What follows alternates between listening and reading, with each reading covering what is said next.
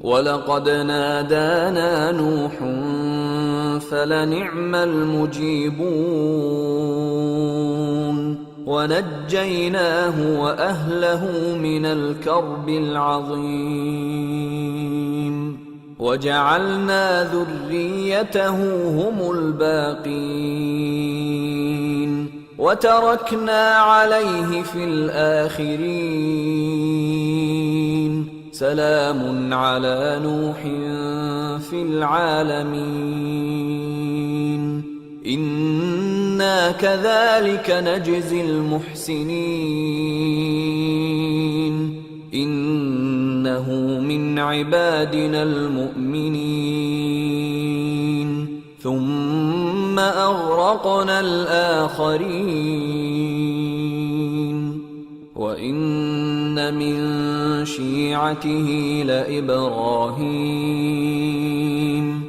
إذ جاء ربه بقلب سليم إذ قال لأبيه وقومه ماذا تعبدون أئفكا آلهة دون الله تريدون فما ظنكم برب العالمين فنظر نظرة في النجوم فقال إني سقيم فتولوا عنه مدبرين فراغ إلى آلهتهم فقال ألا تأكلون ما لكم لا تنطقون فراغ عليهم ضربا باليمين فأقبلوا إليه يزفون قال أتعبدون ما تنحتون والله خلقكم وما تعملون قالوا ابنوا له بنيانا فألقوه في الجحيم فأرادوا به كيدا فجعلناهم الأسفلين وقال إني ذاهب إلى ربي سيهدين رب هب لي من الصالحين فبشرناه بغلام حليم فلما بلغ معه السعي قال يا بني إني أرى في المنام أني أذبحك فانظر ماذا ترى قال يا أبت افعل ما تؤمر ستجدني إن شاء الله من الصابرين فلما أسلما وتله للجبين وناديناه أن يا إبراهيم قد صدقت الرؤيا إنا كذلك نجزي المحسنين إن هذا لهو البلاء المبين وفديناه بذبح عظيم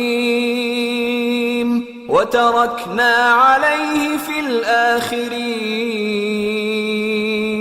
سلام على إبراهيم كذلك نجزي المحسنين إنه من عبادنا المؤمنين وبشرناه بإسحاق نبيا من الصالحين وباركنا عليه وعلى إسحاق ومن ذريتهما محسن وظالم لنفسه مبين۔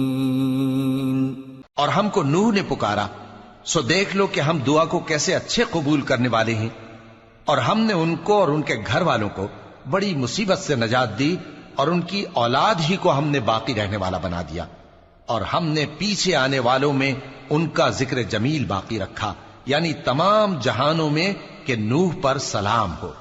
نیکوکاروں کو ہم ایسا ہی بدلہ دیا کرتے ہیں، بے شک وہ ہمارے مومن بندوں میں سے تھے۔ پھر ہم نے دوسروں کو ڈبو دیا، اور انہی کے پیروں میں ابراہیم تھے، جب وہ اپنے پروردگار کے پاس عیب سے پاک دل لے کر آئے، جب انہوں نے اپنے باپ سے اور اپنی قوم سے کہا کہ تم کن چیزوں کو پوجتے ہو، کیوں اپنی طرف سے گھڑ کر اللہ کے سوا اور معبودوں کے طالب ہو؟ بھلا پروردگار عالم کے بارے میں تمہارا کیا خیال ہے؟ تب انہوں نے ستاروں کی طرف ایک نظر کی، پھر کہا میری تو طبیعت ٹھیک نہیں ہے۔ تب وہ لوگ ان سے پیٹ پھیر کر چلے گئے۔ پھر ابراہیم ان کے معبودوں کی طرف متوجہ ہوئے اور کہنے لگے کہ تم کھاتے کیوں نہیں؟ تمہیں کیا ہوا ہے؟ تم بولتے نہیں؟ پھر ان کو داہنے ہاتھ سے مارنا اور توڑنا شروع کیا۔ پھر وہ لوگ ان کے پاس دوڑے ہوئے آئے۔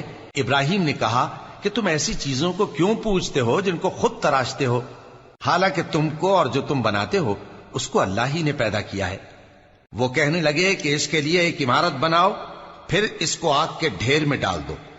غرض انہوں نے ان کے ساتھ ایک چال چلنی چاہی، اور ہم نے انہی کو زیر کر دیا۔ اور ابراہیم بولے کہ میں اپنے پروردگار کی طرف جانے والا ہوں، وہ مجھے رستہ دکھائے گا۔ اے پروردگار، مجھے اولاد عطا فرما جو سعادت مندوں میں سے ہو۔ تو ہم نے ان کو ایک بردبار لڑکے کی خوشخبری دی۔